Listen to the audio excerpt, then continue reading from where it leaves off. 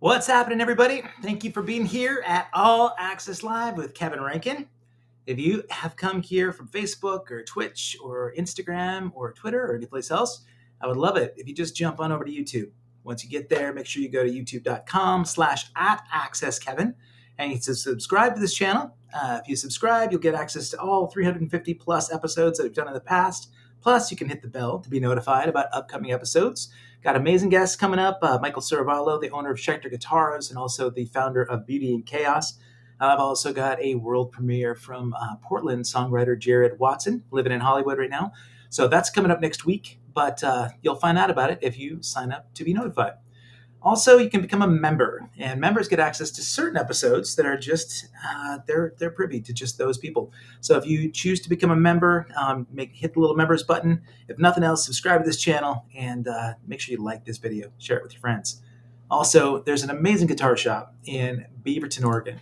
So if you're interested in playing guitar, you want to get your guitars repaired, get accessories, or maybe take lessons, go to fivestarguitars.com, and everything that you see there, everything you see, you'll get access to paying no sales tax. So if you order online, you pay no sales tax, and you also get 15% off of your checkout using the promo code of All Access Live. So let Five Star know that I sent you, and maybe you'll become an amazing rock star or rock star educator like my next guest. So that guest is somebody I've known for 25 years, probably now. He is an amazing rock star turned teacher. He's an educator, one of my favorite humans on the planet, and he's got better hair than me. So make sure we welcome Caleb Spiegel. What's happening, brother? How you doing, dude? I'm glad to see you, man. The pink is new. I hadn't seen this yet. So This is just like a month old. I've got my 13 and a half. Willow turned 13 and a half yesterday. And they've gotten into the blue and the little orange tips and the green and all these colors. And I got jealous. And I was trying to think of what color would go with everything that I wear, so I didn't yeah, clash. And I thought nice. pink, and my tattoo artist actually confirmed pink actually goes with just about everything. So That's that's where the pink came from. Yeah, about I a month love old. it. You can't honestly you can't conflict with purple either. And I started doing purple solely because my boys were bright redheads and they used to get bullied all the time when they were Willow's age, and they would come home and they would they would get dogged about the color of their hair. I'm like, man, you know what? And my older son wanted to dye his hair blonde. He said, I want to be like all the other kids. And dad, why can't you look like the other dads coming to the parent teacher conferences? And I said, man, as you get older, you're going to appreciate that you don't look like everybody else. It's going to be cool and hip. So I started getting crazier with my hair, just like you're doing with Willow. So tell them, I said, props to them for recommending, and props to you for being a cool dad. And you got the little Prince thing going too, right? I know you love Prince. I do. That's my dude right there, man. Absolutely. I'm with you. I'm with you. I would imagine you could relate to the reasoning behind it too. For me, growing up in a small town where everybody looked and acted the same, I grew up in Montana where I wanted to be different and unique. And Prince was all about just a soul identity that didn't want to be defined, right? So he changed the name of the symbol so that the record companies couldn't sort of have ownership, but he also wasn't characterized by a gender specific thing or any kind of particular genre. So Well, sounds I like tell you what, a when Prince passed, I was heartbroken. And there was a Minneapolis station that played his entire catalog. I don't know if you know this. They played his entire catalog in alphabetical order.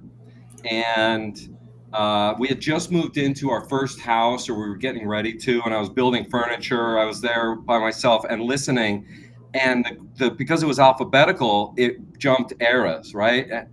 It all fit. It all worked. It's There timeless. wasn't any standout like, oh, that's clearly 80s. That's clear. Nope.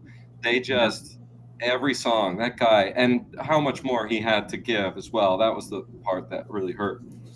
Yeah. Well, you know what? If they really were playing his entire catalog, they'd still be playing it because I mean, honestly, they've talked about it. Paisley Park, how many thousands of albums he has that has never been released.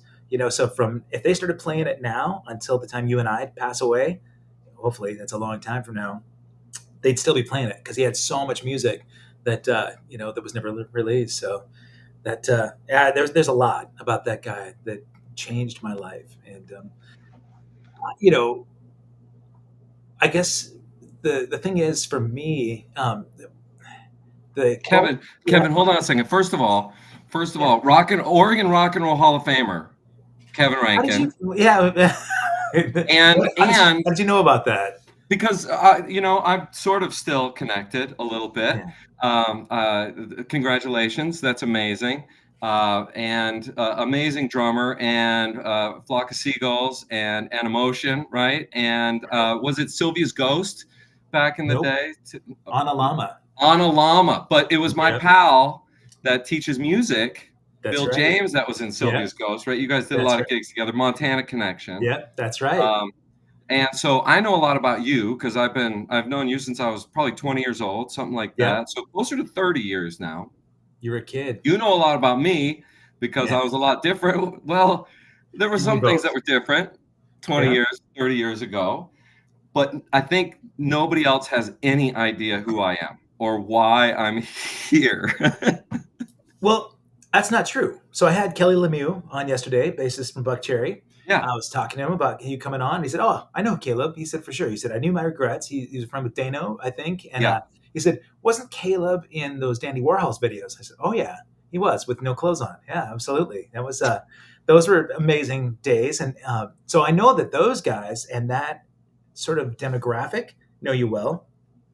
If they're at all interested in literature and they shopped at Powell's Books, I know that they know Caleb Spiegel. I think I bought my entire Bukowski collection from you. I know for sure I bought On Drinking and Women and Ham on Rye. Probably, I think you helped me pick out those books. And Bukowski, probably still to this day, was my favorite poet. And I was really interested in because I was into criminology and I was into deviancy and a lot of that kind of stuff early on. And I think Bukowski, his writing, went right along with that. So Yeah, yeah. you I were was there you were great 12 at guiding me. years. I It's was at amazing. Powell's 12 years. And what happened was it was right when the internet orders started happening. And I was working in that department, and Amazon started ordering their used books through Powell's. They were using Powell's catalog. Right. And the people at Powell's were upset about Amazon. Amazon's getting the reputation. Like, who Right. cares? We're selling books. And Right. so my boss really liked me, and he would have me come back. And I was playing rock and roll. I would go on tour and come back. And as long as I worked one day every 6 months, I kept my seniority in my job there. So he had me on. So I'd come back. I'd get a phone call. Mike Lamb would call me up. He's like, dude, it's almost 6 months. You got to come in and work. I'd come in and work, and I'd have to have a meeting because it was right when the union kicked in as well. So I would get like a cost of living increase. And so I get a raise, and I'd work for a couple weeks, and then I'd go play rock and roll and tour and get that call, hey dude, almost 6 months, and I'd come in and work again, and I would get another raise because it was my annual raise so I Yeah. was working every 6 months. I'd get a raise every time I showed up, and I was getting my discount and that happened for years, And Wow. then finally after 12 years, they're like, yeah, we can't do that anymore. And But so at that point too, was that what was the transition for you? That was the transition to go into education? no, no. The transition to education was My Regrets. We made the last record for My Regrets, um, and I basically turned into a bit of a tyrant because I've been giving up a lot of control over what was happening with My Regrets. My Regrets was the first band that I fronted, first band I put the bass down and started singing. And when I joined the group, they had like 5 or 6 songs, the music written. And so they'd given me a cassette. This is when it was happening. It was a cassette, and I wrote some words. So I showed up to the first rehearsal. I was like, okay, this is the A part, B part, and I rearranged it, and we had half a dozen songs. And the more we were together, the more writing I took on. So maybe I didn't write any of the music on the first, but then I wrote 20% of the second and 60% of the third. And by the end, I was doing the writing. And I was fighting with these guys about just about everything. I was talking to somebody recently, like, we got into rock and roll because we did not like authority figures. We did not like telling people telling us what to do.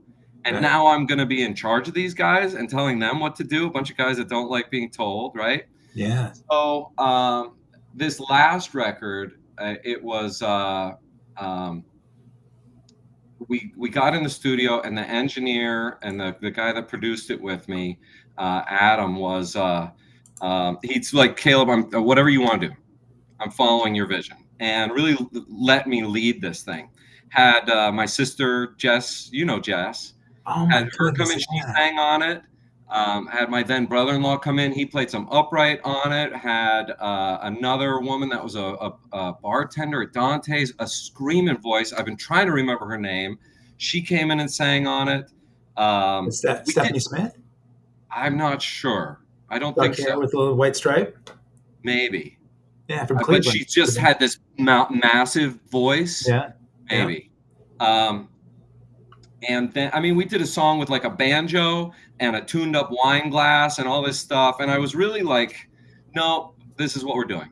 And made that record. And the band broke up shortly after. And I didn't listen to the record. I couldn't listen to it. I was way too close to it. Wow. And Adam would call me every few years. Like, my wife and I still listen to this record. You got to do something with it. And I couldn't listen to it. I did. And it was just a couple years ago, it got put on Spotify. He finally called me up. He's like, dude, this record is great. Can I please put it on all the streaming services? Yes, sure. Go ahead and do it. And so it was the first time I'd listened to it in 20 years.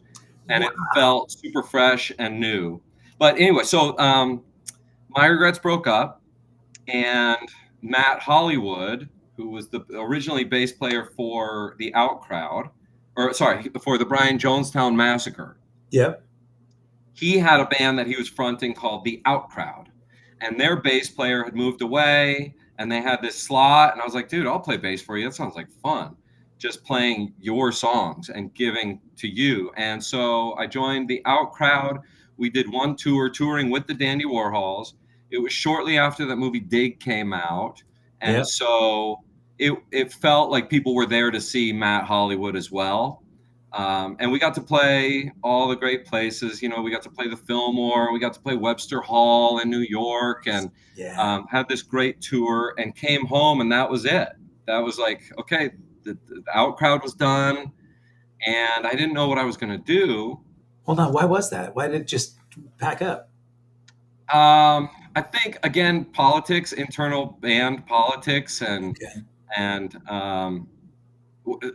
that was back when we all wanted to make it a career.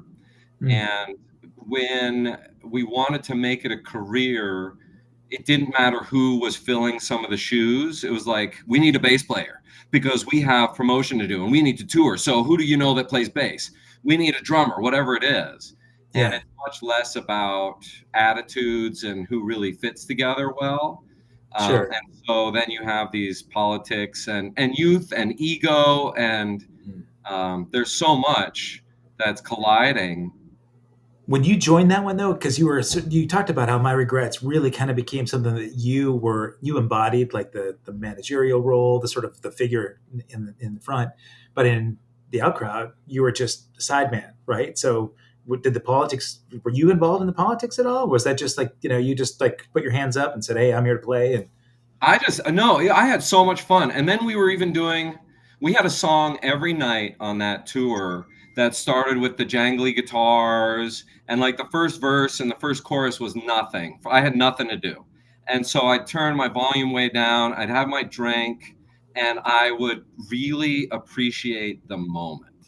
I would look at the lights and feel that warmth and look out at all those smiling faces, and it just felt really good. And then I wrote this really great like building bass line that just keeps repeating. It climbs and then it goes back down and climbs again, and I had this octave pedal, and it's one of those, I'm shaking the room by the end of this thing, and it starts so yeah, light and it's so simple and fun. And that was like, I got to do that for weeks as we traveled across the US, soaking it in. No, it was really interesting. So we got to talk about Melvin too.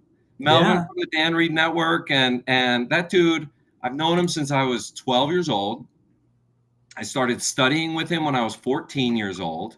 I've talked to him a number of times recently because the way I listen to music is informed by those many, many years I spent with Melvin. Right. And if I've gotten so lucky. Kevin, how long is this show? How long do we have, buddy? You got as long as you want, buddy. As long as you Well, want. so I was studying bass with Melvin for a long time, and then I started playing guitar and didn't work with Melvin for a while. And when I came back to Melvin playing bass again, one of the first things he said, he stops me and he says, "You've been playing other instruments."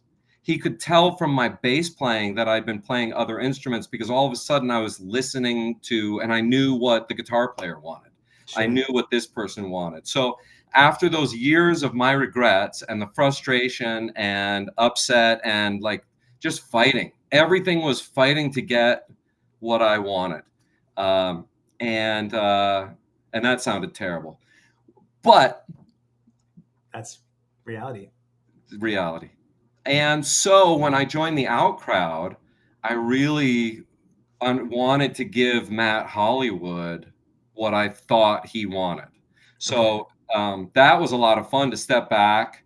They were like, "Ooh, should we do a cover song of Swoon 23?"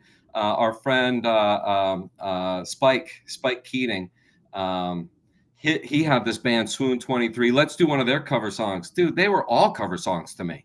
So I was game. I just wanted to support Matt Hollywood and what he was doing. So we did that tour, got to play all those great venues, and tour across the U.S. Had a wild Thanksgiving in the South somewhere, maybe Birmingham. There was a night in Tijuana. Oh, There were three of us that went down to Tijuana, and nothing stupid. It just was like a Robert Rodriguez movie. It was the perfect Tijuana on a Monday night, crazy experience. That was super fun. We had all these moments, right? And then we got back, and the band sort of fell apart, and I wasn't really doing anything. I was puttering around. My wife was then my girlfriend joking about how I was puttering around. I would go to the park and read.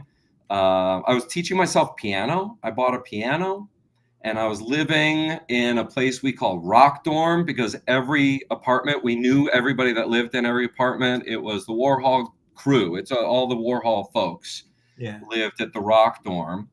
And so I could play at 4 o'clock in the morning and nobody was getting upset. And so I was puttering around. I was reading a lot. I was teaching myself piano. And my wife, her friends had started having kids. We were at that age where Okay. kids started hanging out. And so we'd go and meet them at the park. And I would spend all my time with the kids. My wife is hanging out with her friends, and I'm running around and being too rough until I make the kid cry. And then I walk, "Oh, sorry, Oh, here's your kid. I made your kid cry." I have no experience with kids. I just thought they sure. were great. And then Yeah. the kid would recover and come running back to me until I played too rough or tickled too much or whatever. I was like, "Really sorry. I made your kid cry again." And and then one of these moms asked me, she's like, "Have you ever thought about working with kids?" And it was bloop, it was the one of those light bulb moments. Oh, I can get paid to do this. And Yeah. so 2 blocks from my house was this 100-year-old daycare, and I Hold went on and a second. applied, The and light bulb all went my off because references, what's that? the light bulb went off because you were going to get paid to go make kids cry. That was what. Well, that I would get to hang out with them, No, I know. right? I'm kidding. They I'm were so kidding. much fun, and Yeah. I knew I didn't want to do customer service. I wasn't making sandwiches for anybody. I didn't want to Yeah. do that stuff. I know I can't put it on for long enough. I can't Yeah. put the smile on for long enough. So I went and started working at this daycare. All the references on my resume were moms. They were all the moms that I knew because I'd worked at Powell's for a dozen years, but like 3 weeks a year. Well, I had nothing to put on my application, so they called all these moms, and they were all very honest about how they loved having me spend time with their kids. So I go and do this job try. Here, we'll throw you in this room. It's like 2 and 3 year olds. They're teaching these kids. Some of them how to potty train and whatnot. It's bathroom time. So there's the long bathroom with 4 tiny little toilets on the floor, and all the doors are open, and they're changing this kid's diaper. And this kid, like 2.5, 3 years old, I'm going to curse. That's your warning, earmuffs. Yep. Kid is standing there getting his diaper changed, right? And he's standing there, and every kid that walks by the door, he looks and points and he goes, fucking old man, 2.5 years old, yelling at every kid, not the grown-ups that walk by, yelling, fucking old man. And I was like, I know I can't laugh. I know I'm not allowed to laugh because Right. that'll encourage it. I was like, can I step out in the hallway for a second? Yeah, sure. And I went out in the hall, I grabbed my phone and I texted my wife. I said, this is the best job ever. And I've been working with kids ever since. Oh my God! You've told that story a bunch of times, man. Because you had the stance perfectly. It's Dude, it's it's replayed in your head. ingrained. Yeah, It's ingrained. It's true. I have told that story a few times. yeah. That's It's funny to think that since I've known you, yeah, if we've known each other almost 30 years, you had the qualities, still do, of being a kid without being immature. Like you seem like the kind of person that if you and I talk 30 years from now, you're still going to be so young at heart, and you're going to have this sort of verve for life. And I love the fact that you're with kids. That's the kind of energy, and that's the kind of like direction that you can put in front of kids. Because as a dad, I really had a lot of anxiety for my kids about what their education was like, and um, I used to teach drums, and I don't know if you knew this, my degree was in sociology. I was a youth counselor. When I first moved to town, I went to the Dougie Center and the Perry Foundation, and I was looking at working with kids, and uh, I got burned out. It was too much because a lot of the times, in social services, I was seeing all the other things that happen with kids at home, right? Dude, yeah. And Secondary by the time, trauma, dude. amazing. Yep. By the time they get to school, they were so, I think, damaged in some ways. Some irreparable things. That I wondered what their futures were going to be like. And now, to this day, I run into these students. There was a youth shelter I worked at in Montana, and so there were two sisters in this particular example that had so much trauma in their lives growing up with family stuff. It was horrendous, man. And I never thought that they could have a normal, well-adjusted life. Ran into one of the sisters last year. We played Cedar Rapids, or no, uh, Sioux City, Iowa, and one of the sisters came up with her family and her husband. She'd been married for 20 years. Her kids were well adjusted. She was so together, and it warmed my heart, man. And I thought, thank goodness somebody in their life, if it wasn't them, kind of helped them understand that you don't have to be damaged forever by this stuff. You don't have to be labeled. You don't have to be the victim forever. And so with you in the classroom, you're working with a lot of kids young enough that you get to probably see some stuff. They get to escape home sometimes to be able to come in, and they've got somebody that can not only educate them but empower them. So maybe tell me a little bit about that experience and how you can separate the emotional part so that it doesn't consume you fully. You hit on so many things. I'm going to start with something that I'm trying to practice a bit more of, and that is really accepting what's great about me. I think there are some things, I was talking to my mom about this. There are some things that I think we could do better as people. One of them is telling people, our friends, that we love them, the people that we love. I don't know why there's a stigma about that. And man, Kevin, I love you. I think you're a wonderful human. And I've really appreciated reconnecting with you. I think it was around the pandemic when this show started Yeah. that we got on the phone and talked for quite some time. Yeah. Um, and I was talking to my mom about how we need to tell people that we love them, even if they are not our family, and that we need to do better at embracing the things that we are good at and who we are and what was great about us. I don't think that's a bad thing, to be honest about that. And you talked about my childlike qualities. And my buddy Chris Bright, who played bass on that old My Regrets record.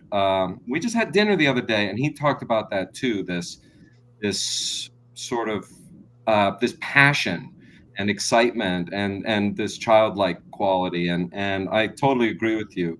Um, the thing about teaching that's different than social work is that I only have these kids from September to June, and then they're gone.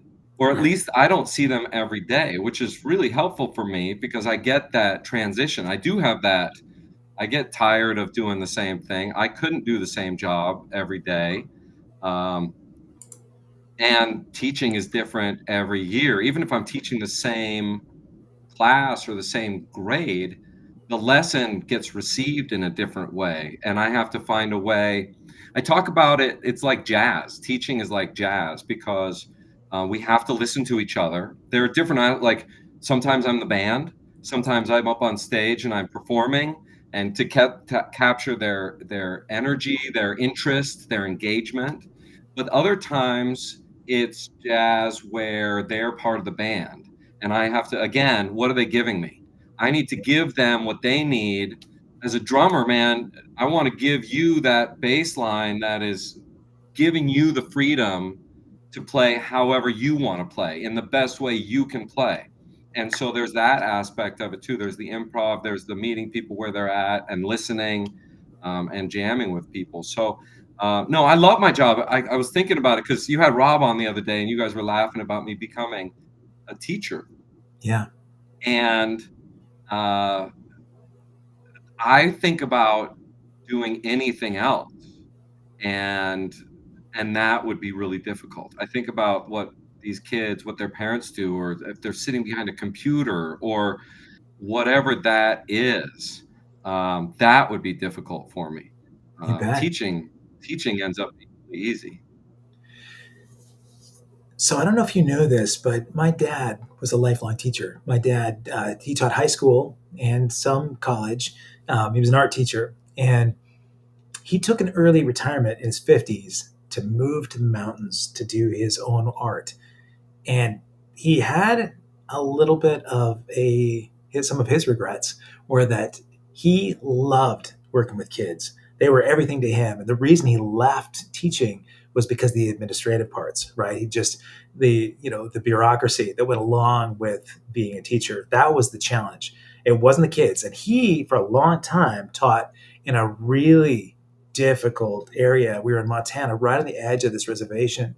90% of his students were Native American, and they came in. Half of them were in gangs. A lot of these guys were tough, and my dad was, I believe, an eighth Mohawk, so he had some Native American blood, but he, in their eyes, was not one of them, right? So he came in and had to win these guys over. And the way he did that was exactly what you just said. He would listen and he would meet them where they were at. Most of these guys didn't have a parental figure at home. They showed up and they needed somebody in their life, not only to be that sort of father figure, but somebody that actually would treat them as adults, as humans, as an equal. So my dad passed away this month, last year, and after he did, a bunch of people found me through his website, sent me emails saying, well, they've done this over the years, but especially then, said, your dad was more a parent to me than my dad ever was. And I'm so grateful for the experience.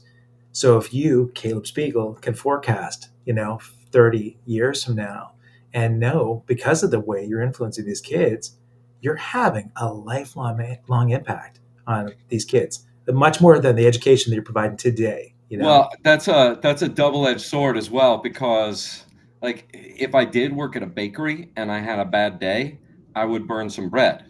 Right. No big deal.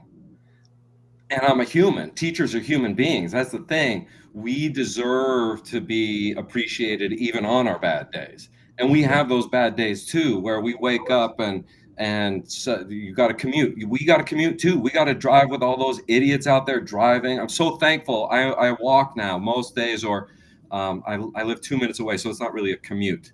I drive the 2 minutes because it's raining, and I'm a wimp. So Yeah. uh, 30 years from now, oh, so we're gonna have bad days as well. It Yeah. just affects teachers because then we go home and we go, I wasn't as patient as I should have been. I didn't take that time. I'm getting too stressed out about missing my mark on the curriculum or not hitting the curriculum map in the right way. There's a lot to go with that teaching, and the secondary trauma. When you're talking about these kids coming in with trauma, we own that. Yeah. We have to own that. Kids see to the heart of us. So if we're not into it, they see it and they know it. So there is an element of being on. There is that secondary trauma that we carry. There's a lot to it. So 30 years from now, you ask, where am I going to be 30 years? Well, according to my kids at school, I'm going to be dead. We had we were supposed to be learning about the future, and so I made this book.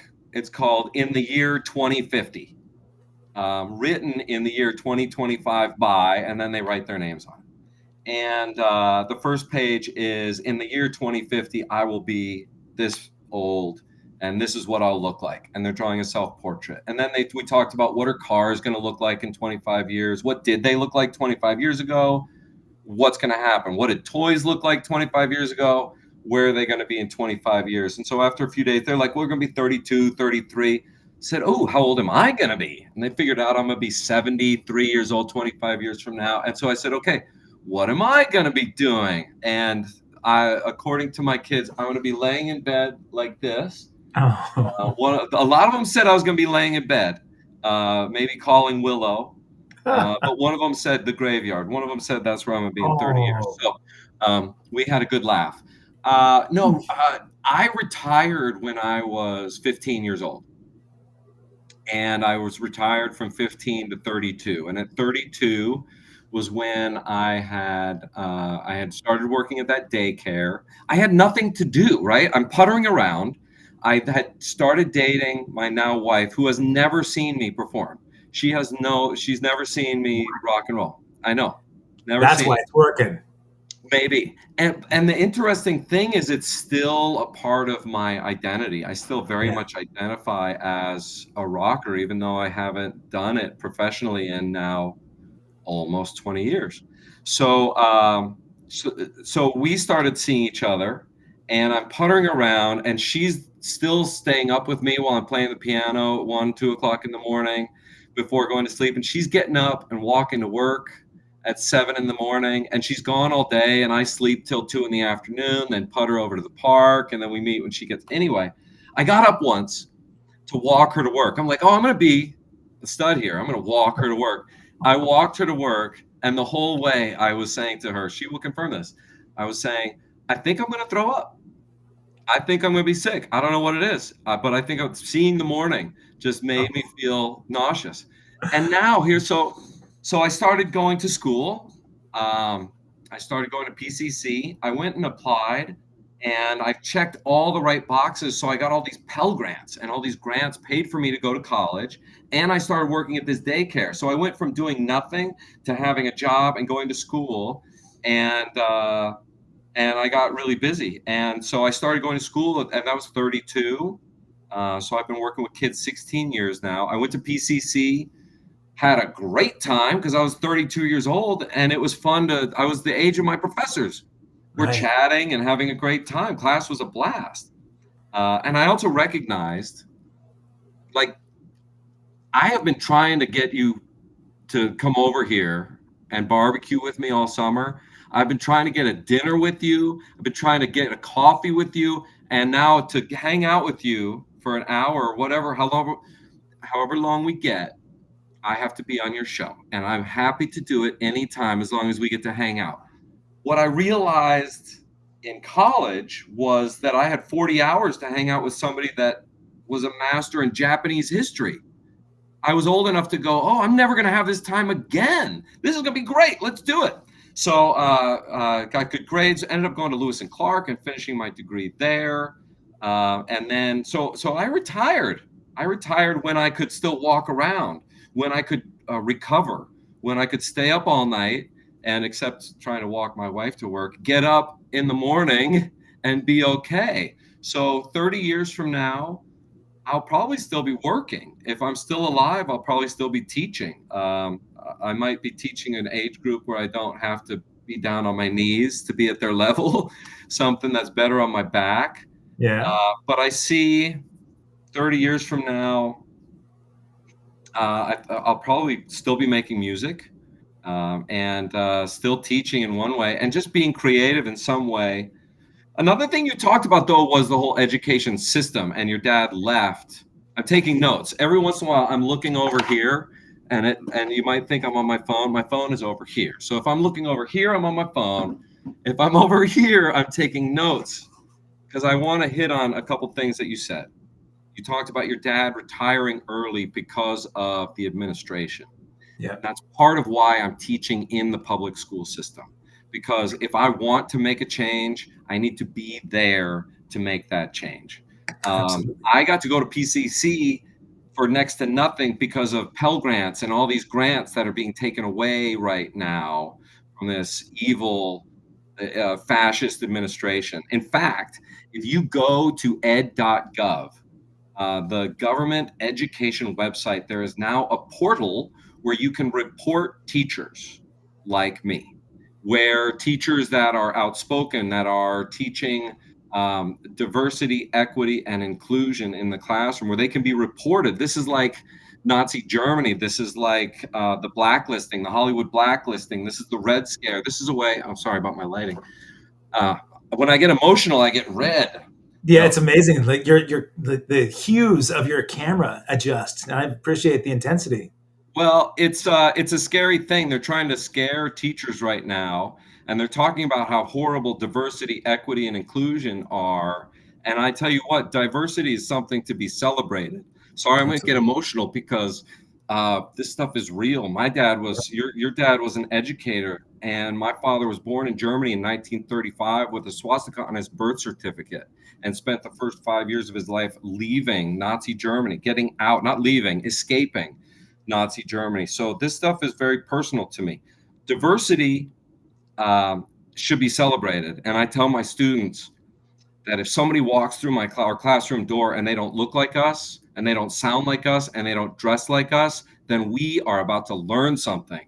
We're about to learn a new game or taste a new food or learn a new song, and we're going to hear some good stories. And I know they like to party and we like to party. So we're about to learn how to party a little bit better. Ah, Diversity should be celebrated. got Equity it. means meeting people where they are and giving them what they need to succeed. That's school. Diversity, equity, inclusion. Inclusion, man, if everybody's not a part of it, then we're failing. Even in second grade, we either succeed together or we lose together. That person that is struggling, that's us. Yeah. That's us struggling. If they're hurting, we're hurting. If we are not doing our best to help those people that are hurting, then we are hurting as well. That's us. That's our city. That's our state. That's our home. That's our school. That's our friends. Sorry, I get very emotional, but Don't be sorry I at all, man. I want to help this education system to improve. It needs it. If we're going to solve that fentanyl crisis, that's hurting downtown Portland and probably every major city, uh, Absolutely. and the suburbs too. Yep. If we're going to solve that problem, we're a generation away. It starts with the education system. It starts with schools and meeting those kids where they need to be met and teaching them to do something better for their lives, that they can be better. And yeah, those girls that you were talking about that came to your show, man, trauma, it is not forever. Yeah. You might carry pieces of it, but man, I didn't understand adoption, the idea of being able to adopt a child that wasn't your own. How do you get so close to somebody that's not your own? Until I started teaching, until I started spending that time with those kids that are not my own. And man, if we don't have love for those kids, then we as teachers are in the wrong profession. But I'm Yeah. fighting, man. We're trying to make it right. Um, yeah. Let me ask you something. And I'm just so grateful that you went here. I have conversations with people all over the planet about what works and what doesn't work. And I am the last person to say that I have the answers about what's working. I can give you a whole bunch of reasons why things don't work. When I used to be very vocal on social media about things that I felt like needed to be wrong, the rights that needed to be corrected, and uh, My rather than 27 followers will tell you that I am very much the same way. yeah, no, I think we're very aligned this way. And I think here's the thing: I've had a lot of people on this show that don't agree with me philosophically, but I have conversations with people on in all respects. And what I want to do is meet people where we have the commonalities, right? So you and I, we're both dads, and even though you and I align philosophically, when I try to talk to someone about their position in certain areas, I say, all right, are you a dad? Because we can both agree, right, that we want our kids to feel safe. We want our kids to feel like they've got opportunities. We want them to feel supported as parents and I'm as a writing it. community, right? Yeah, So, I'm writing okay, again. Yeah, go. so what I want oftentimes is to look at areas in and communities that it works. Like, where in the education system is it working? I did a lot of stuff with the homeless, the houselessness in Portland, right? And so I did music outreach, and we did, we try to provide clothing and living tools, to be able to help somebody that didn't have a home, and try to do compassion through music. That was the goal. And then a lot of people came and piled on me because they said, "Oh, you provided sleeping bags to these guys. Now there are sleeping bags all over Portland that are just sitting on the streets." I'm like, okay. So I tried to do what I could a little bit, right, with me and my community to be able to help these people. And some things worked, some things didn't work. What are the communities where providing for the houselessness, where did that work in the US and elsewhere? In education, where is it working that diversity and equity and inclusion is actually working, where we can support these people and not have an administration that we currently have feel threatened by those differences, because that's what's going on, right? We've got all the judgment coming from these places because people look, act, and behave differently than what they feel Well, like is Kevin, hurt people hurt people. that's the truth. And we're being run by hurt people right now. Um, I think I keep thinking about that Yoda. There is no try. There is do or do not. And I gotta disagree. I hate to disagree with Yoda because I'm down with Yoda, but I think there is a lot of try. I think if you don't try, then you're failing. I think Hmm. before you can do, you have to try. Yeah. Every time I do something new, it takes me 10 times as long as the next time. So I'm glad you're trying. You ought, you and I are dads, and you named your kid. Caleb. I'm trying to do it. It's mirrored now. There it Caleb is. with a Yeah. K. Yeah. I remember when you told me that. That was at Ohm, I think. Yeah. Like maybe I Yeah. don't remember it as well. I added an I think. But 25 years ago. yeah. Yeah.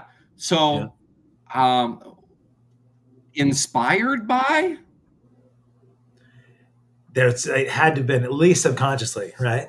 or just good name? Yeah. Yeah. Well, because it's strong. It means strong and noble, right? So absolutely. Well, yeah, loyal like Loyal. a dog. Yeah. Caleb and Abraham were the two in the Bible to survive the 40 years in the desert because they were loyal. Um, but the funny, when I was working at a daycare when Sanjay got pregnant, and trying to figure out a name was really difficult because I worked with 100 kids, and all those names were attached to personalities. So that was oh, there he is. Boom. There Hi, he Caleb. is. All the way from Thailand. My kid just popped in. Amazing. And look who else is here. There's Rob Daker throwing some love. So, Yeah. hey, Rob. Good to see you, Rob. You're gonna have to put a note on.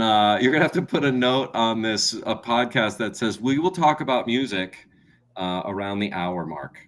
Yeah, it doesn't matter. Honestly, I mean, here's the thing. We have no rules on the show other than uh, I try to steer away from any hate.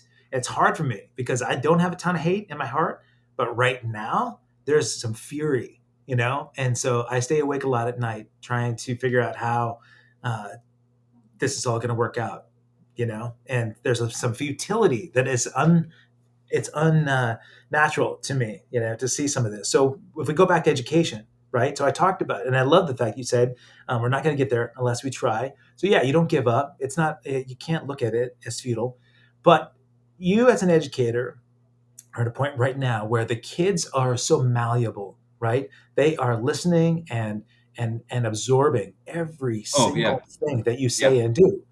And they also absorb everything they see at home. They absorb everything that they hear on TV and what they might hear in the radio on the way to school.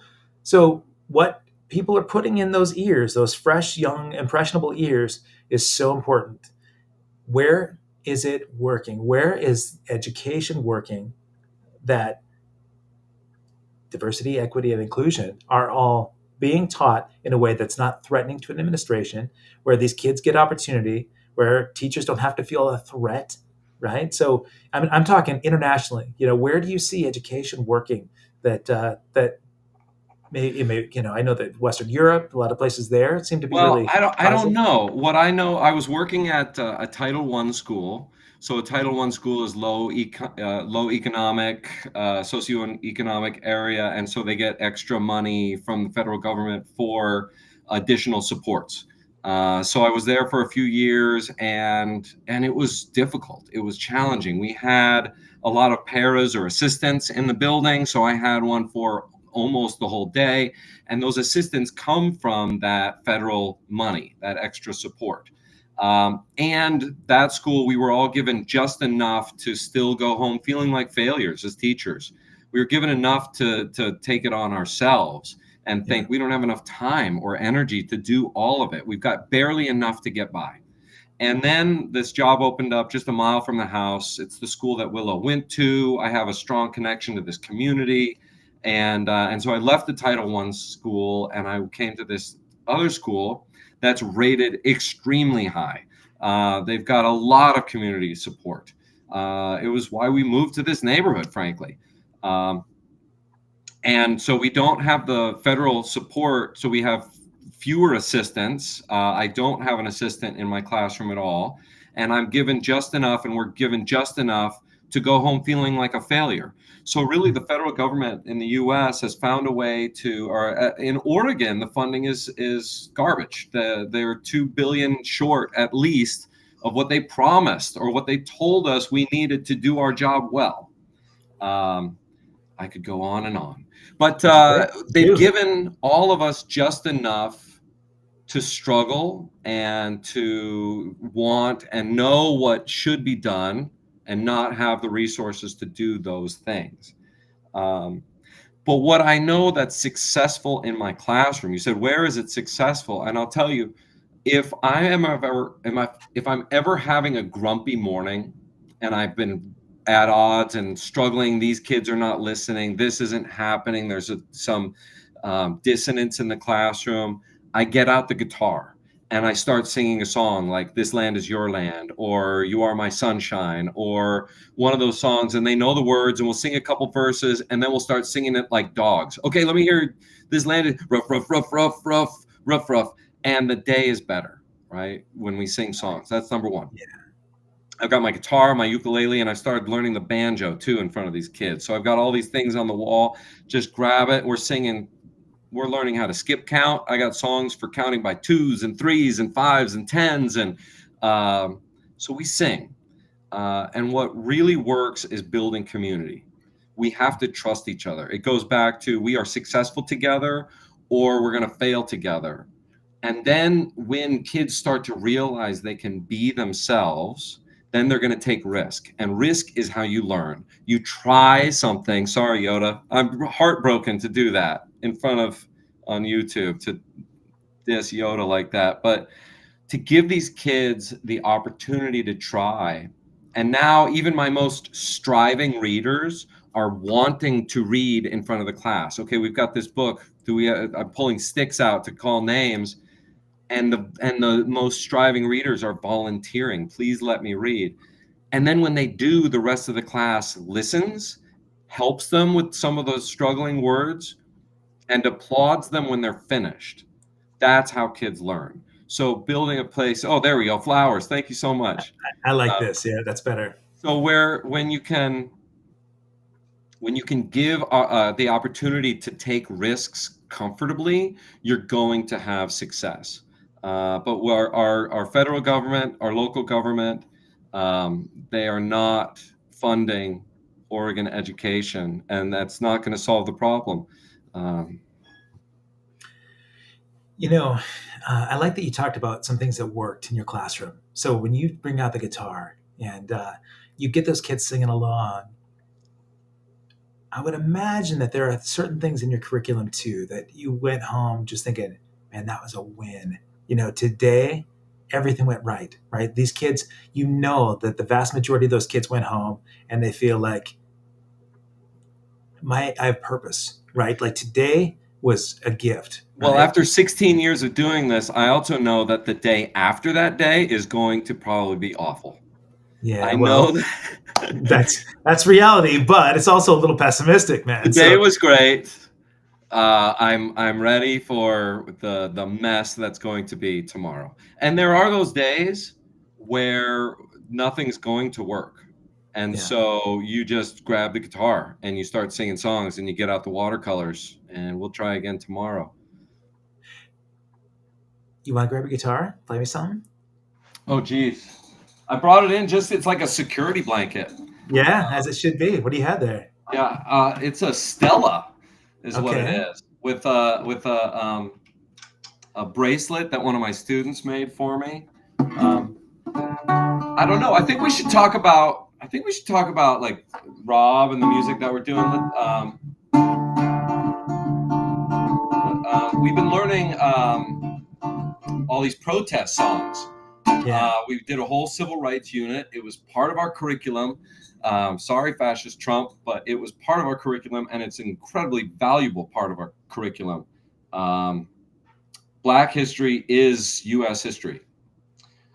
So we're teaching it, and there was a song, "Ain't Gonna Let Nobody Turn Me Around," and it was like this old churchy, "Gonna let nobody turn me around, turn me around," and I was like, no. I started listening to different versions. I found a roots version, and that was groovy. And then I added a little thing to it, and I'm hoping that Rob and I'll do something like this too, because So you're talking about Rob. So let nobody turn me around, turn me around, turn me around. Ain't gonna let nobody turn me around. Ain't gonna keep on walking, keep on talking, marching up to freedom now.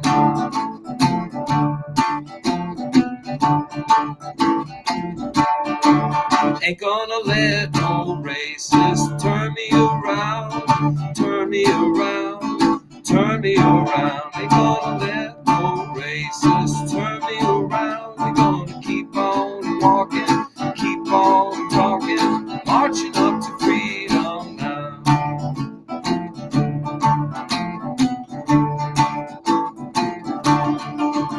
So we sing like that, and we feel good. And I'm like, yeah.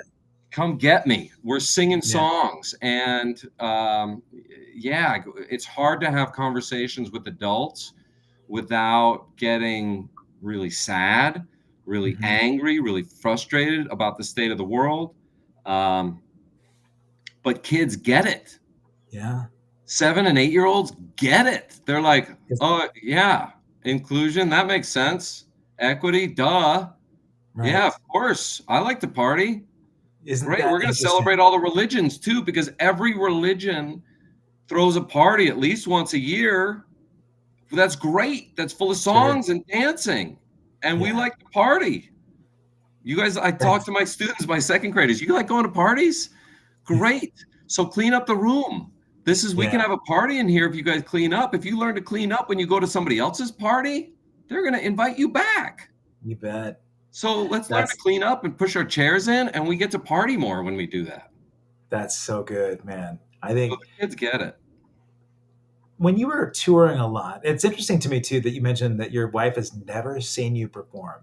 That blows my mind. If you and I go back 25 years, so 2000, the year 2000, that was when you were playing with Slow Rush with Rob Daker, right? You and Dan Pred and like Blake Sakamoto, you guys were, like all rocking together. Parker, if you would have said 25 years from now, Blake or the Caleb Spiegel is going to be an elementary school teacher. He's going to be married. He's going to be living in this community where he's mostly sort of supporting his community as a real strong parental figure. I I'm on don't the think that. neighborhood association, dude. Yeah, of course, as you should be. I don't know that that would have been on your bingo card, right? This would not have been what you had predicted, but Dude, no. I'm glad it is. So I was getting to your wife has never seen you perform, and what you're able to do right now is use your platform. Now, opponents to like diversity, equity, inclusion are going to say that, oh, you are the absolute enemy, right? Because you're putting good thoughts in these kids' minds, right? I mean, those kids aren't polluted yet, right? They're not. I mean, well, for the most part, some of their parents are already starting to plug their heads full of, judgment and Well, hate. you hit it But there, man, because hate is taught. yeah, Love is known, right? We know right. love. Yeah. We know it. Again, I love you, man. We got to get more comfortable with talking about love and sharing love, um, because it's not stupid, right? It So that, feels yeah, good and it's inherent, right? We want it. Hate yeah. is taught. Yeah, How much touring did you do internationally? Have you done a lot of travel? never, never. I'm Never. going to London for the first time this summer. We're going. Um, Nice. No, so you talked about 25 years ago, would not recognize, except maybe the pink hair. Okay, yeah, that makes Right. sense. And I Sure. still do stupid things. Yeah, I of still course. childishly do very stupid things. And uh, so, but I'm waking up at ungodly hours now. I'm usually up by 5:30, 6 o'clock in the morning, and I'm hiking. And I ran 2 marathons, man. Did you know that? Wow. I did not know that. Yeah, Yeah. 25 years ago, me is going, you know, you didn't, but I Right. did. And Yeah. so very different now than where I thought I would be. But hate is taught, love is known, love is understood. I was asking about the touring Oh yeah, because touring. there, Sorry. there was a change. I mean, honestly, I think, and I mentioned, I had another bassist. I always think of you as a bassist, even though you're multi instrumentalist, right? But I had Kip Winger on the show a couple weeks ago, right? And Kip and I talked a lot about where education and tolerance and understanding is taught by travel. Once you get outside your community, and you get outside the country, and you get outside people that look and act and sound like you, then you recognize that although there are lots of differences, there are also similarities, right? And for me, the biggest transformative change happened. I went to Thailand many years ago and I hired a former monk to take me through some of the temples. And I saw these kids studying in the monasteries there who were learning unconditional love and kindness.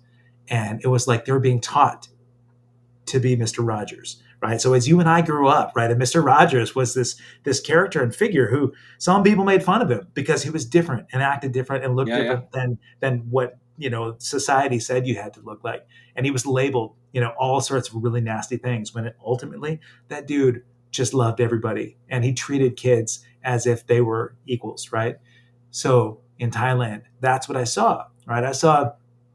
Uh, Even though it was a kingdom, it was a monarchy. You had, a king at the helm, but their studies, their whole society was based on just like tolerance and acceptance and love and unconditional kindness.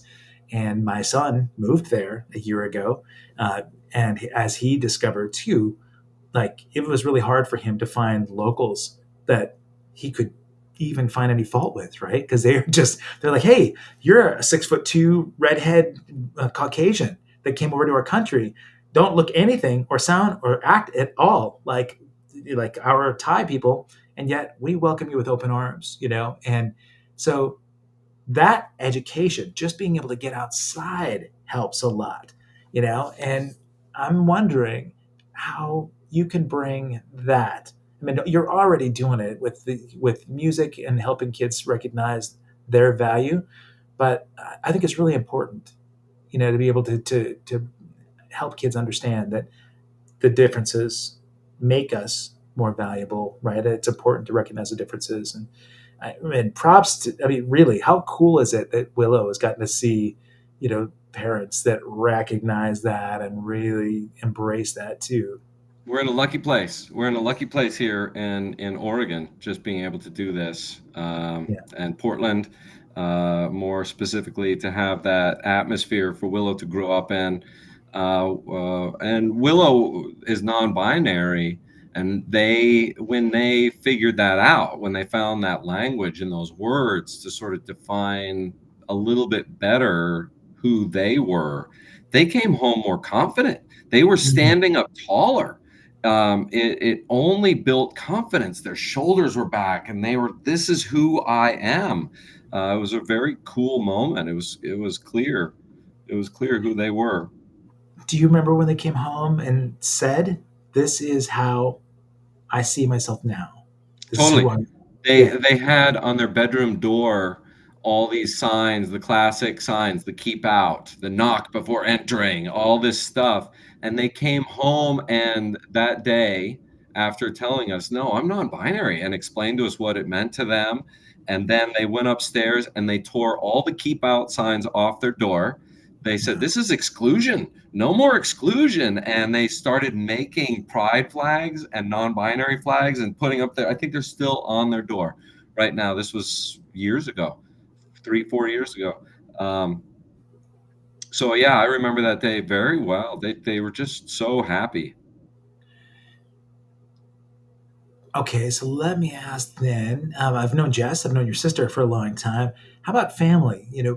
Because other friends of mine, it's been really good for when their kids have either they've come out or they've found their person, at one point, and because maybe older generations don't understand, there's been judgment, and that causes so much of a rift. So how has that been embraced, and how's it been as far as acceptance goes with the family? Well, Jess is an activist as well. I would consider myself an activist, but she's vocal. She's very supportive of the LGBTQ community, and she does a lot of, like, she cooks and fills those refrigerators for homeless people with food. She's very engaged and involved. So it was very natural and easy for her to jump on board. My mom is 83 this year and still struggles with the pronouns and Yeah, apologizes and feels terrible every time. And yeah, Willow's used to it because we still struggle with it and mess them up sometimes.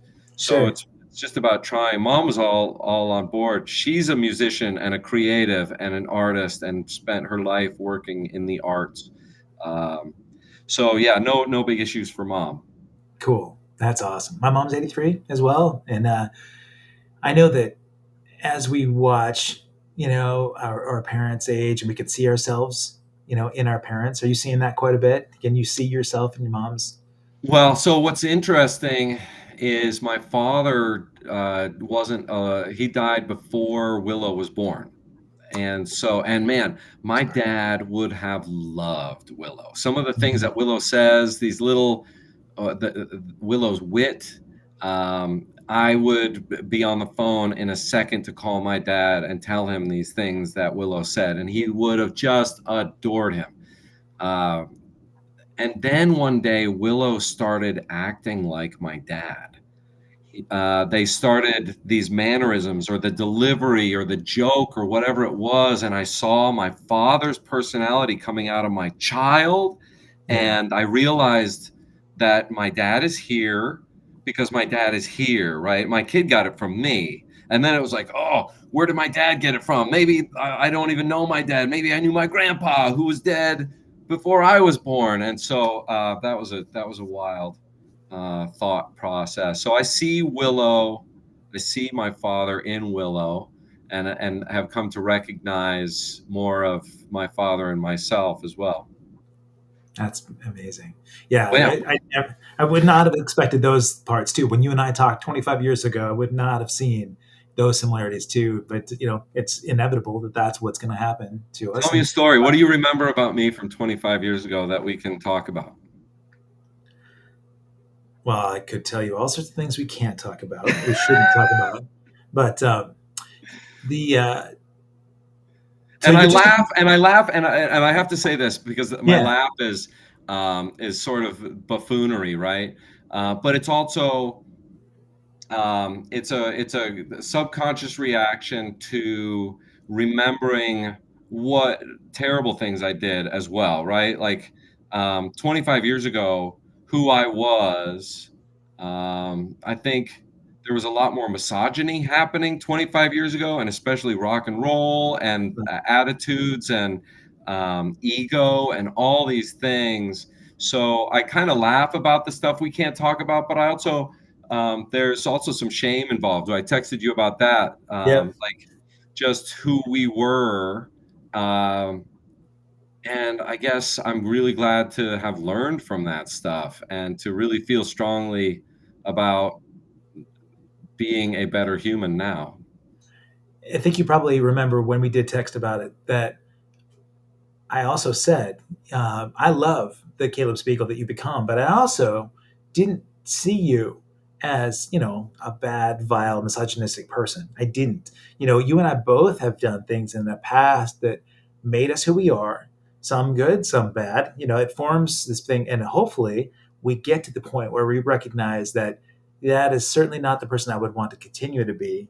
We know a lot of people that have maintained that trajectory, and there hasn't been maturation or emotional development. And so thank God, right, that we've got some sort of Well, uh that's kind of like saying, thank God the music industry never really worked out for me. Because I right. can totally see why a bunch of people paying me to behave a certain way would make me want to continue to behave a certain way. And it didn't work out. I really chased the song. I was never good with engineering or pushing buttons or the technological part of it. I really just I have a strong understanding of what the Greeks talked about the muses, because sometimes these songs just show up. Do you write songs at all? My writing came out in not even poetry, but observations. So I would write, but not the music that I wrote was trite, and the stuff that I've written in the past, and I'm never proud of it. When I would look back and I think this isn't something that I would want people to consume. Well, And there's but this. The reason why I ask is because there's something about, like, I pick up a guitar and the song just happens, and 5 minutes later you're like, oh, the yeah, song that's a is gift. finished. That's a Um, gift. well, yeah, but it's really hard to recognize as a gift because I don't know where it comes from. It just sort of arrives. And so I've just always chased those songs, and now chasing them with Rob Dacre again and Melvin too. Oh my Yeah, gosh. what a Yeah. cool trifecta. So we had Rob on, as you know, 2 weeks ago, and we played the new single that you guys wrote together, Hold Me Down, which is that the hook in that chorus blows my mind. It was so like syrupy, that I just couldn't get it out of my head.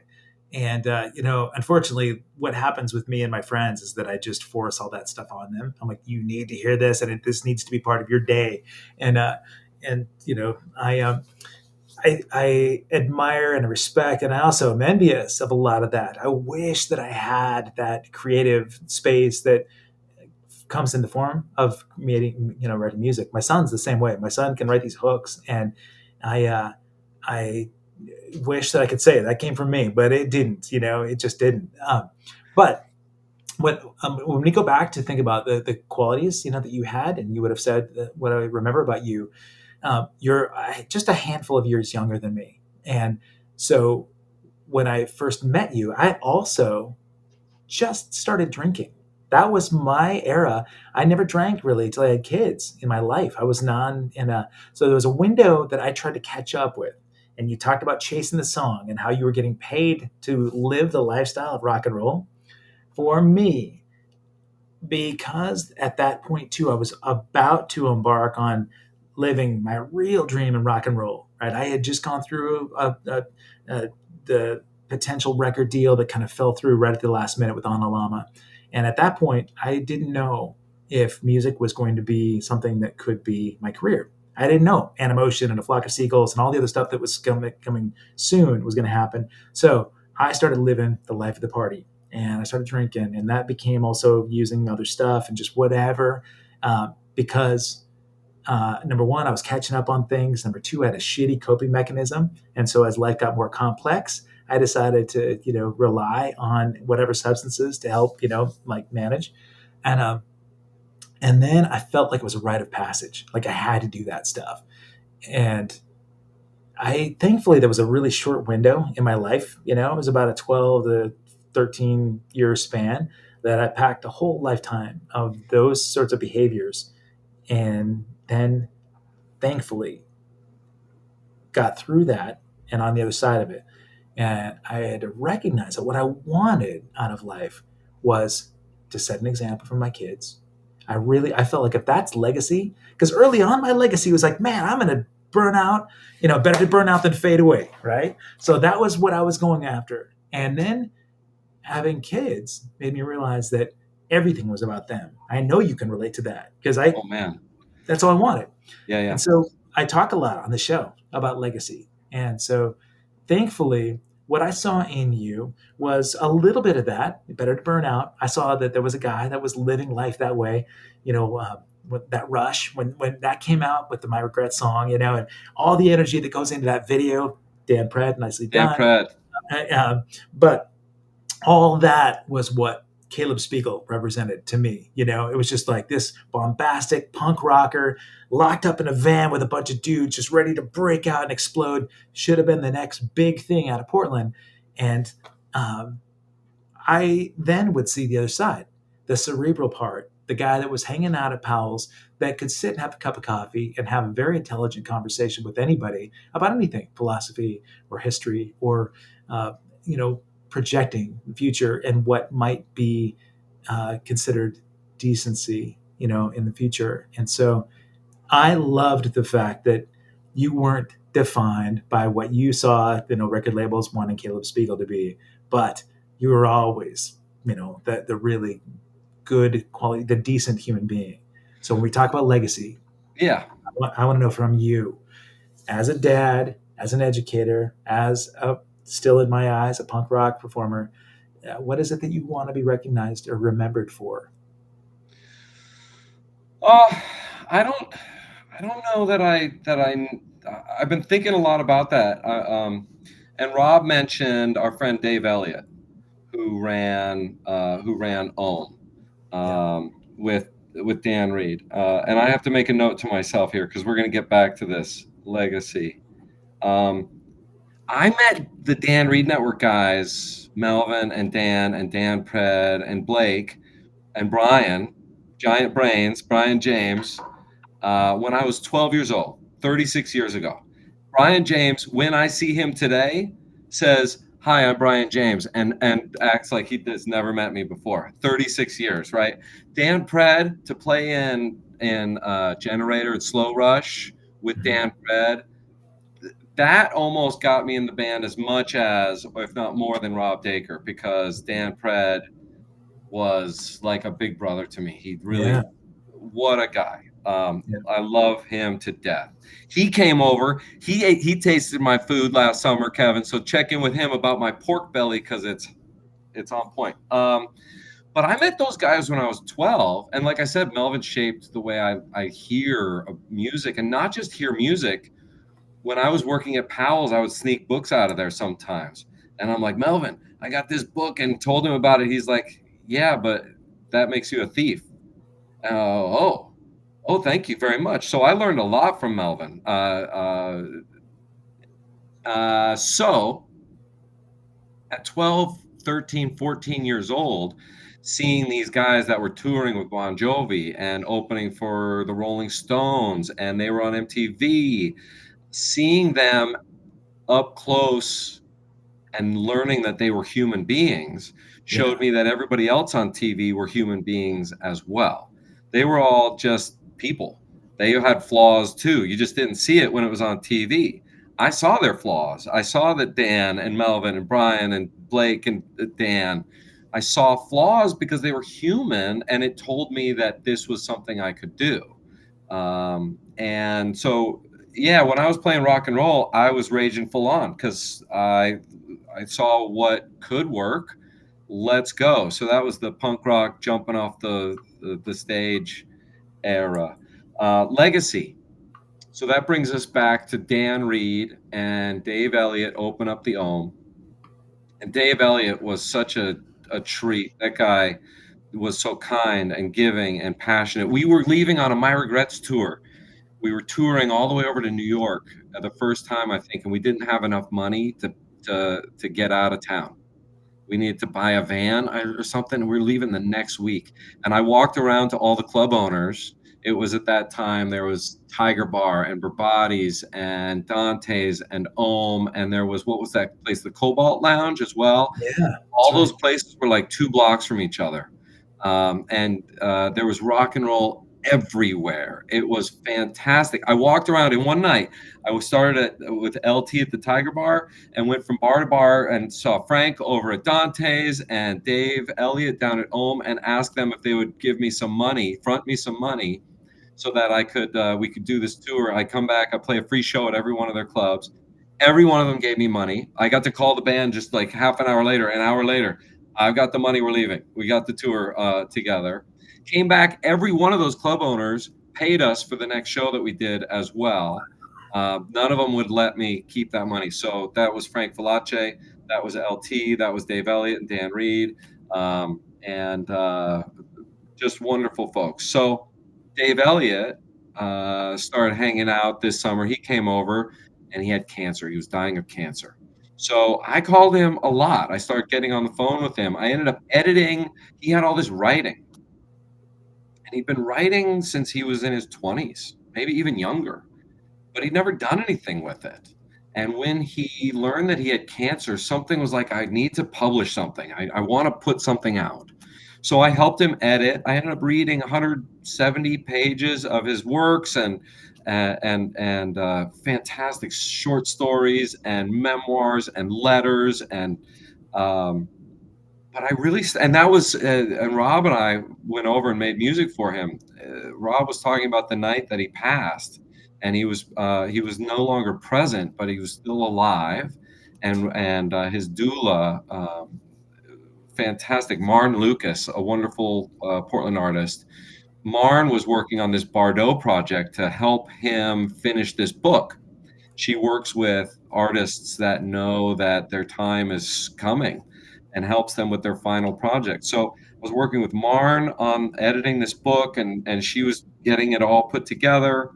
And we were there. She said, he might not see you or talk to you, but his hearing is still there.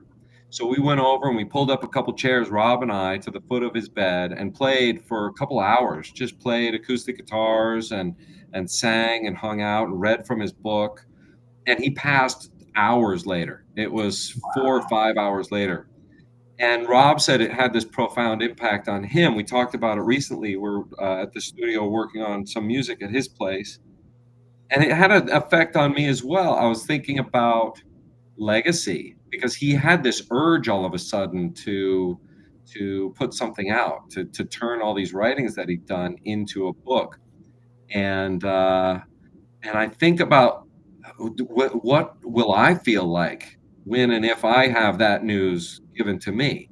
You've got Mhm. a year, you've got 6 months, whatever it is. What am I going to feel in that moment about legacy, about what I'm leaving behind? And again, like those moments on that out crowd tour where I could just stop and drink in that moment, I'm really living for those right now as opposed to the legacy. I think maybe my legacy would be more appreciating those moments. Um, about 3 years ago, I had this idea. 3.5 years ago, I wanted to start making music again.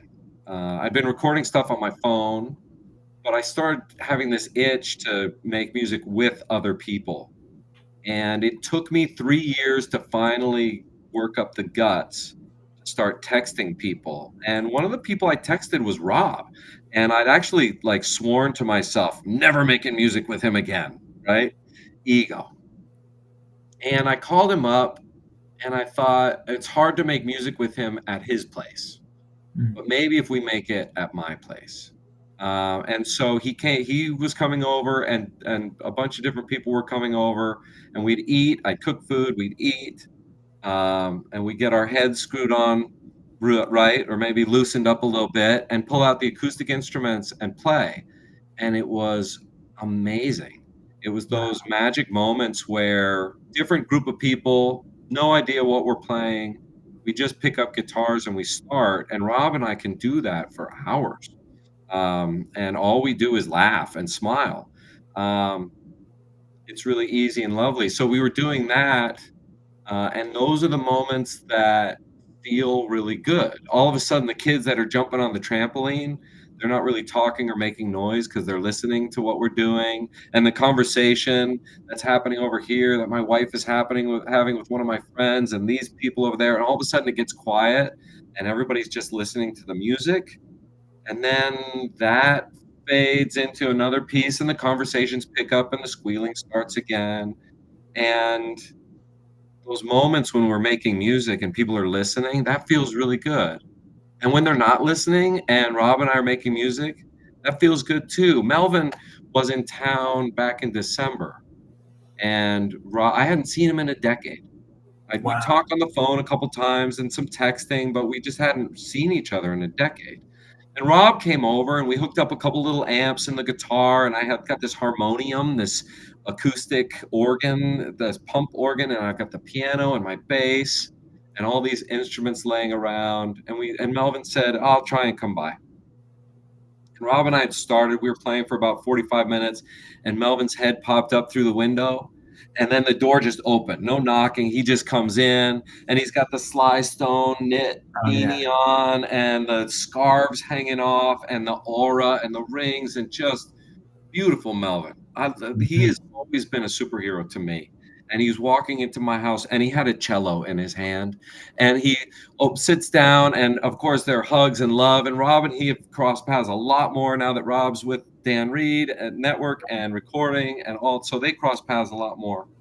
So it was the greetings and the hugs and the libations, and within 2 minutes Melvin had the cello out and was playing, and Rob's playing the piano, and I'm playing the harmonium, and we did that for 2 hours without another Wow. word. It just took 2 minutes, and we settled into that moment, and those moments feel so good. You They bet. feel so good, and it's that maybe dopamine hit that Yeah. says, "I wanna keep this going. I wanna how can I hang on to this thing? How can I make it last? I need to publish this. I need to write this. I need to record this. I need to put it out. I need to go on tour. I need to." But none of that is as good as the moment when we're doing it. And so the question is really, for me, how can I maintain that feeling, that content? That thing that you probably saw a lot of in Thailand, that Caleb's probably looking at right now, Yeah. uh, that content in that moment, and so now Rob and I are trying to recreate that, but still, it's keeping that legacy at a distance, in a way, because I wanna feel this, but should I should I think about what's left behind or just keep plugging away? I don't know.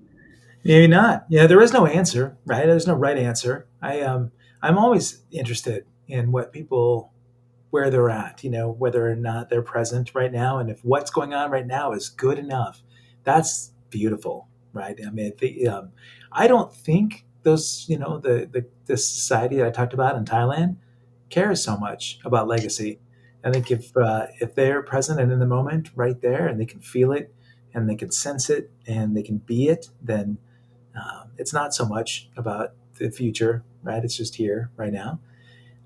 You talked about how important it was that you and I get a chance to just share air, right? To have a bite and come over. This is the most important thing.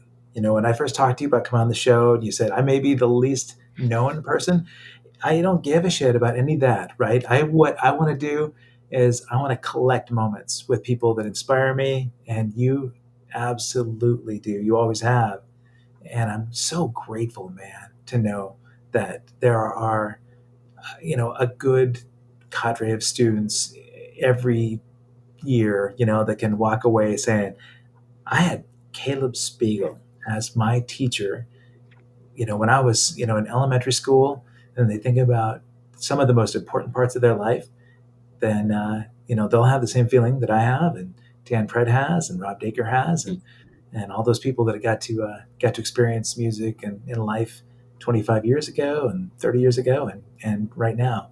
That's a gift. Thanks, Um, pal. Thanks there's a for new having me si- on. there's a new song coming out, right? So and it's important, right? You and Rob are Well, the yeah, voice. Rob and I, again, it's really easy um, to make music with Rob, and I'm learning how to be in that partnership as well. Again, ego. It's nice to have grown up a little bit. I feel like I'm hitting sort of a sweet spot of how of intelligence and ability. My body still works pretty good, and I'm smart enough to know how to use it a little bit better now. Yeah, so Rob, we're working. We started working on a new song just a couple weeks ago. That It's the first time that he and I have sang on the same song. We've never done that before. Maybe there was one. Oh, maybe there was a one back in the Camaro hair days when he was living with those guys and he had that studio down the basement. He and I recorded a couple songs then, and I think he did some background stuff, but we're both taking lead on this thing. So I sing a verse, he's singing a verse, and I really see a lot more of that happening. And the other thing is, this is the first track that Melvin and I Mm, have done something together on, which is incredibly moving to me.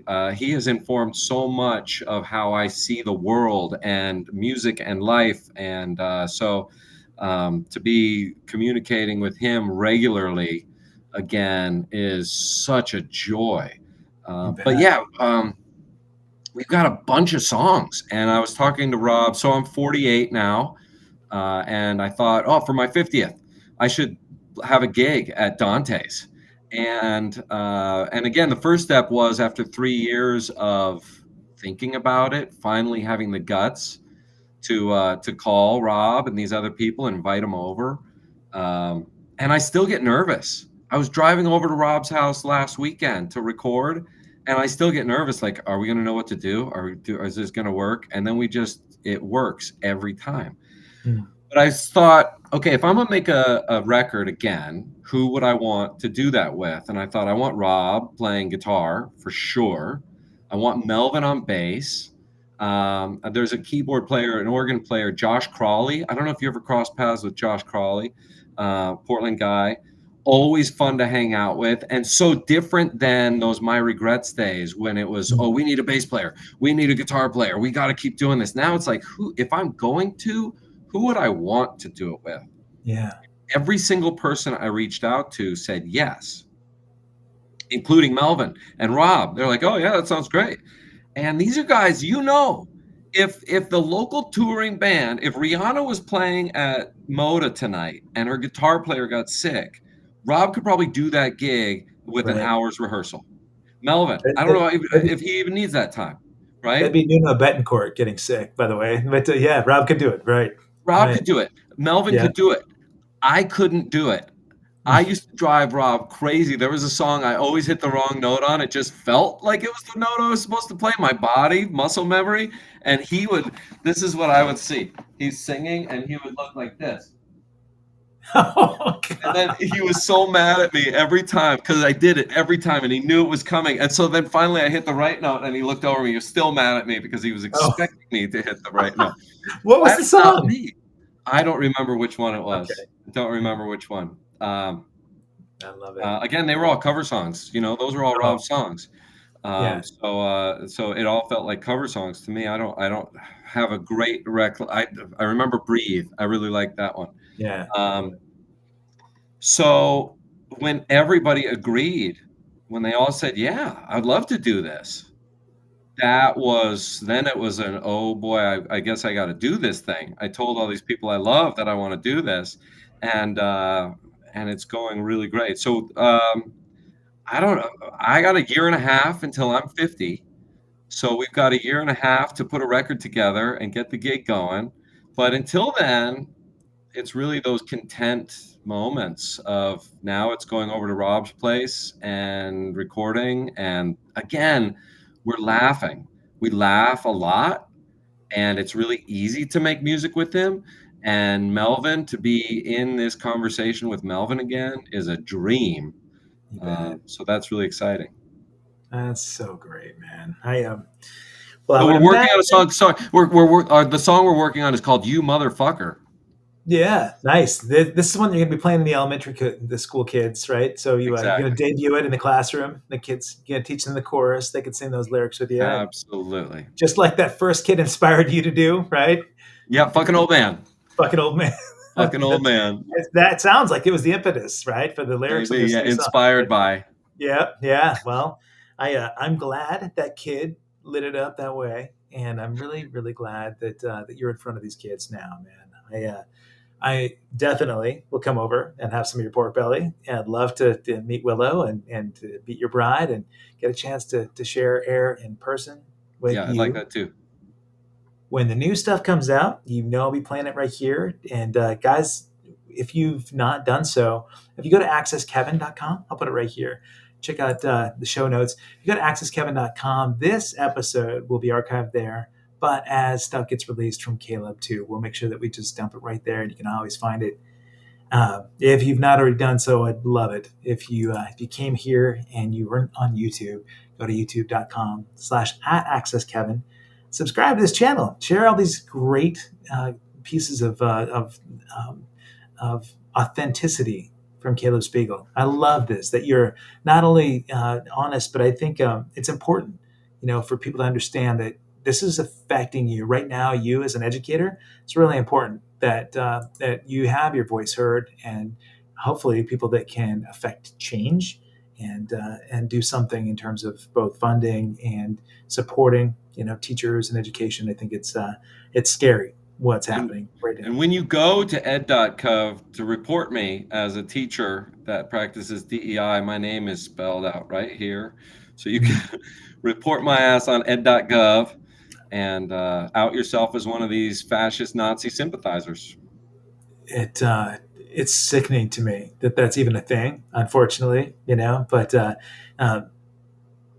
let's hope things turn around, right? I like when Well, we look I'll back tell at you, this in a couple of years, yeah. I want to see that those were the darkest times, and that we can find the light. We can bring real positive change instead of what's happening. I'll tell you this. The secretary at my school, she said, I got to print out, she said, I have to print out a pride flag. And she did. She printed out this flag and she's put it on her desk. And it says, all people are welcome here. And it's got all the different flags on her. I said, thanks for doing that. And she said, oh, it's nothing. And I corrected her. I said, no, it is something. Nothing looks a lot different than this. This is taking a risk. This is doing something, and doing anything right now that is risky, that pushes back, is something that we should be doing right now. Yeah. I think Well, you're getting ready to sign off, and if you're going to do that, I bet Willow can hear me right now, and they would love to put some FaceTime in. So if Willow hears me oh, right now fantastic! and Get on feels like camera, Willow. coming in here, give like a 7-second countdown. Yeah, Ready? that is awesome. You can bring the family in. Do you have pets? You have a dog, don't you? We got to know just a couple cats. A couple of cats. All So right. Well, let's the see. cats don't Willow, oftentimes okay, like to get on camera. you want to? Oh yeah, okay. They're shoving green beans in their mouth, so they're gonna come in with us. Nice. Let's All see what right. we get here. Healthy eating. Here, I'm giving more space. Willow has made me a better person. You started talking about this, what we do for our kids and what our kids do for us, and you do have a mouthful of green beans. No, that is. And Hi, Willow has Willow. made. There's Willow's hand. Willow has made me a better person. Hey there. I love the purple. There's barely any left in mine, but I'm going to get it back together. But I love that you encouraged Dad to add some of the vibrant colors as well. So, No, we were completely against it. oh, were you? My son Caleb said, "Dad, I wish when you came to the school, I wish you looked like the other dads because when he was really young, it made him feel really uncomfortable." And now I think he appreciates the fact that his dad showed up with purple hair, and especially in a redneck country school like Oregon City, it was important to. Did Dad tell you about his toenail? No, what's up with your toenail? While remodeling or like tearing apart the basement, he dropped something really heavy on his toe. The toenail fell off, and he had a leg tattoo scheduled. So while he was getting the leg tattoo, he got a tattoo on the skin that should be covered by the toenail. Oh wow! What did you get tattooed on your toenails? You remember I was saying earlier how I still do stupid things? Yeah. Like this is one of those stupid things. Do you want to tell them what I got? You got a 3. The number 3. Okay. And what's the significance of 3 for you? Well, I was trying to think about something that was small enough to fit on that nail bed. It's underneath my big toenail. Kevin, Okay.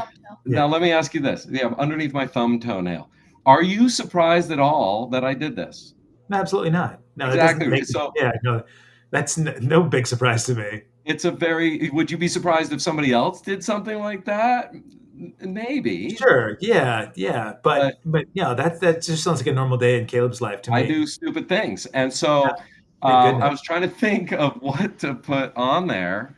And I started thinking about the number 3 as Willow and Sanjay and I. I really like the number. Then why didn't you get a 5? We have cats, I like the number 27, which is 3 cubed. I like 9s, the way that 9s work mathematically. Like this is, I don't know. I can show there's finger trick with numbers, and I like the number 3. And so I put the number 3 on there. That was, and it's underneath my nail, no touch-ups on that. And then I thought it's going to be really good for me whenever I visit the South because I've got the Dale Earnhardt number on my toe. So I'm set there. And Willow, what did you call it? An Easter egg. They called it my Easter egg. I like it. That is, well, it's something that when Willow goes on Jeopardy after Caleb Spiegel gets Teacher of the Year, and they say, what is like they'll say the magic number underneath Teacher of the Year's toe, and the answer will be Caleb Spiegel. It will be Caleb Spiegel's 3. What is number 3? Yeah. What is number 3? Yes, in question form. It's a magic number. It's a magic number, Kevin. Dad, if that ever happens, only tell the media, like the people in charge of Jeopardy, and tell nobody else so that I automatically win. Okay. Oh, so you want it rigged for you? Obviously. That sounds good. Yeah. Did you interview this fellow right here? This gentleman and I, we had a conversation. It's never really an interview because I think more importantly, people just need to know who he is, not like what he's done necessarily. It's just, I love who he is, his heart. Your father's heart is very important to me. So I'm glad that we get to share it with the world. You a surgeon? This is a surgery live stream? Yeah, we're his heart and the cavity that holds it. No, your dad has a beautiful spirit that I've gotten to know for 30 years now. So I feel the same way about you, Kevin. And I if I got to be on your podcast again to get an hour and a half, almost 2 hours with you, I'll take it. I love you very much. I think you are a kind and generous and giving person, and keep trying. Hey, next podcast, can I be the guest? That's after you get that 3 tattooed under your toenail, then we'll talk about it. 3 tattooed under my toenail. Yeah, I want solidarity with pops. Yeah, maybe what we'll do is we'll go over to Thailand. We'll hang out with my child, and we can do If Dad's going to Thailand, I'm coming too. Absolutely. Go. Let's just all do it from there. We'll do it from one of the temples right there. He's in Phuket, or actually right now he might be in Koh Samui. But let's do that from an exotic place by a beach, and we'll share some good food and good conversations. And so yeah, what I suggest for everybody to do is go back through the archives and look at Spotify and look at Apple Music and take a look at the My Regrets records. Did you end up recording any of this stuff, any of the Dandy stuff at all, or? I did some like background vocals on some of that stuff. The one Yeah. thing that we did together was we ended up doing this soundtrack. I don't even remember what the movie was called, but the Fathead, the drummer, played bass. All right, go ahead. Fathead played bass. Bye. Courtney played drums. John Fell played guitar, and I played keyboards. And we did a Cars cover, and we did an ELO. Jeff Lynne wouldn't let us use it. We did a few cover songs for a movie called The Wedding Band of Warhols, and then they stuck us in this movie as the prom band, and we're all wearing like those powder blue tuxedos. So we did that. I think that was the only like music I made with the Warhols. I sang some backup on a couple songs, but just like the crowd stuff. Yeah. Good stuff. Well, if anybody really wants to get to know Caleb, I guess I could go watch the Dandy Warhols videos. Oh, geez, here he goes again. Yeah. So, I mean, you should be proud of it. You stacked up well. Well, here's what I'm proud of. I'm proud to be a friend of yours, my friend, and I look forward to seeing you again. And I'm excited about this music that I'm making with Rob and with Melvin, and I'm excited for you to hear it. You're gonna dig it. If anybody's gonna dig it, you're gonna dig it. Looking forward to it. Maybe we can debut a little release of that right here on the show. I'd love to. Keep an eye out, folks. Again, if you came here late, go back and take a look at the beginning. Caleb Spiegel, we covered the gamut. So we'll be back here again on Monday. Michael Cervallo, the founder of Schecter Guitars and Beauty and Chaos. And Tuesday, Jared Watson, amazing songwriter from Portland, Oregon. I think he's here on Instagram. I think I just saw him fly by. So if you guys are on Instagram, go over to YouTube, subscribe to this channel. I'm putting the link below, youtube.com/@AccessKevin. Thank you again, Caleb Spiegel. And for all of you guys in the chat, for hanging out, I love you. Be good humans and be decent to each other.